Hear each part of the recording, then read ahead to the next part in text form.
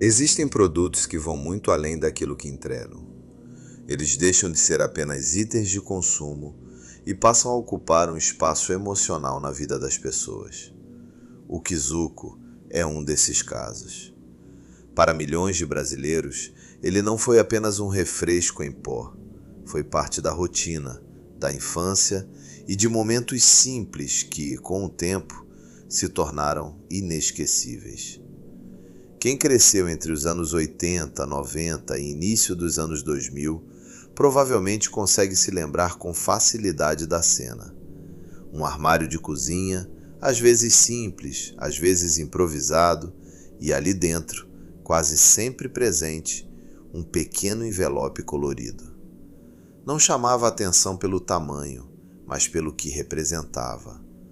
Bastava abrir, despejar o conteúdo em uma jarra, adicionar água e em poucos segundos a transformação acontecia.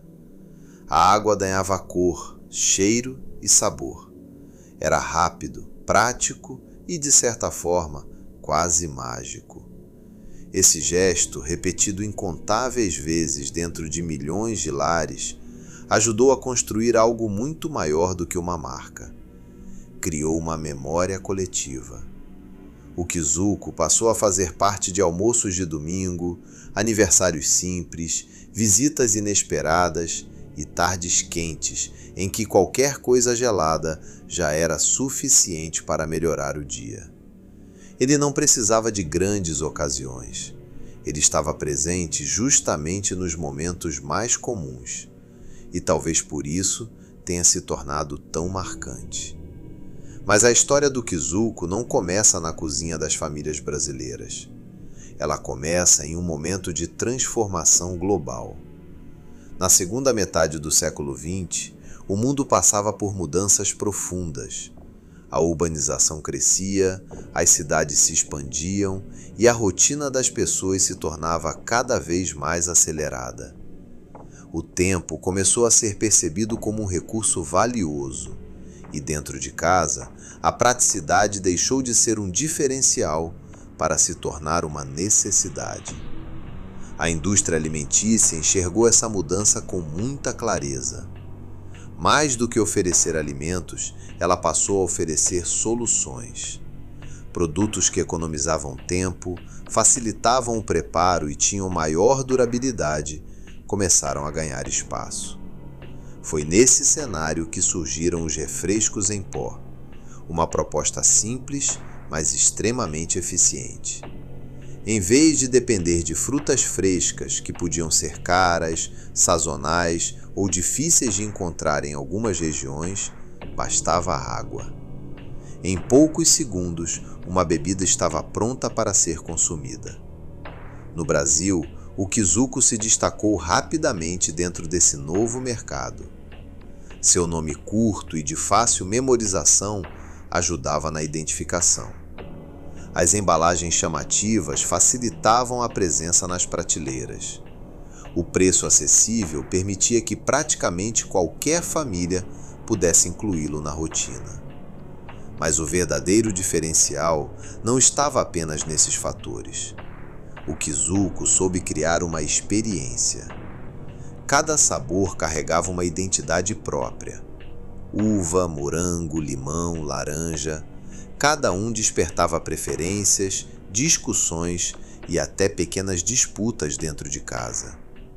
Era comum que cada pessoa tivesse o seu favorito, aquele que sempre escolhia quando tinha opção. Isso gerava envolvimento, criava vínculo, transformava algo simples em algo pessoal. Com o passar dos anos, a marca se consolidou de forma impressionante. Sua distribuição alcançou desde grandes redes de supermercados até pequenos comércios de bairro. Ele estava em todos os lugares e, mais do que isso, estava na rotina. Tornou-se quase automático ter um ou mais envelopes guardados em casa. Era uma solução prática para qualquer situação. Uma visita inesperada, um almoço improvisado ou simplesmente um momento de calor em que algo gelado fazia toda a diferença. Durante muito tempo, parecia que o Kizuko era intocável. Ele acompanhava as mudanças do mercado, atualizava suas embalagens, ajustava sabores e continuava relevante.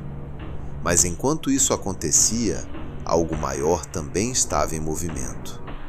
O comportamento do consumidor começou a mudar. Com o passar dos anos, principalmente a partir dos anos 2000, as pessoas passaram a se preocupar mais com alimentação e saúde. Informações antes ignoradas começaram a ganhar importância. Rótulos passaram a ser lidos. Ingredientes passaram a ser questionados. Açúcar, corantes e conservantes deixaram de ser detalhes invisíveis e passaram a influenciar decisões de compra. Ao mesmo tempo, novas opções começaram a surgir com força no mercado. Sucos naturais, bebidas integrais, chás prontos e águas saborizadas passaram a disputar espaço com propostas mais alinhadas a um estilo de vida considerado mais saudável. A concorrência aumentou, e não apenas em quantidade, mas em posicionamento. O Kizuko, que antes era símbolo de praticidade, passou a ser associado a um tipo de consumo que começava a ser questionado. E então começou um processo silencioso. Sem anúncios, sem despedidas e sem grandes comunicados, o Kizuko começou a perder espaço. Primeiro deixou de ocupar áreas de destaque nas prateleiras. Depois, passou a aparecer com menos variedade. Em seguida, tornou-se mais difícil de encontrar. Em algumas regiões, praticamente desapareceu. Esse movimento não aconteceu por um único motivo. Foi resultado de uma combinação de fatores: mudanças nos hábitos de consumo, aumento da concorrência e decisões estratégicas das grandes empresas do setor alimentício, que passaram a priorizar produtos com maior potencial de crescimento e rentabilidade. O Kizuko não deixou de existir de forma abrupta. Ele foi sendo substituído aos poucos, quase sem que as pessoas percebessem. Mas existe algo interessante nessa história. Mesmo com essa perda de espaço físico, a marca nunca deixou de existir completamente, porque ela permaneceu em outro lugar, na memória. Para milhões de brasileiros, o Kizuko continua vivo nas lembranças. Ele está associado a uma época mais simples, a momentos em que pequenas coisas eram suficientes para gerar felicidade. Está ligado à infância, à família, às experiências compartilhadas. E talvez seja por isso que, quando alguém encontra um Kizuko hoje em algum mercado, a reação seja quase automática. Surge um sorriso, seguido de um comentário nostálgico. Em poucos segundos, aquela pessoa é transportada de volta no tempo. Poucas marcas conseguem atingir esse nível de conexão emocional. Poucas conseguem ultrapassar a barreira do consumo e se transformar em parte da história pessoal de quem as utilizou. E isso levanta uma reflexão interessante. O que realmente define o sucesso de uma marca? É o volume de vendas? A presença nas prateleiras? Ou a capacidade de permanecer viva na memória das pessoas, mesmo depois de perder espaço no mercado? O Kizuko talvez seja um exemplo claro de que o impacto emocional pode ser mais duradouro do que qualquer estratégia comercial.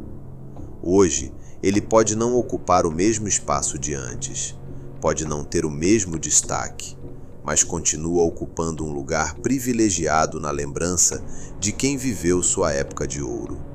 E talvez essa seja a forma mais poderosa de permanência, porque produtos são consumidos e substituídos, mas memórias permanecem. E no fim, fica a pergunta que conecta tudo isso. Será que o Kizuko realmente desapareceu? Ou ele apenas deixou de ser parte do presente para se tornar parte da nossa história? E mais do que isso, se ele voltasse hoje, será que ainda teria o mesmo impacto? Ou será que, assim como muitas coisas da nossa infância, ele é especial justamente porque pertence a um tempo que não volta mais? Agora eu quero saber de você. Qual era o seu sabor favorito? Em que momento o Kizuko fazia parte da sua rotina? E você ainda compraria um hoje só para reviver aquela sensação? Porque no final das contas, algumas bebidas refrescam, outras contam histórias. Obrigado por assistir a este vídeo, se inscreva no canal e nos vemos no próximo vídeo.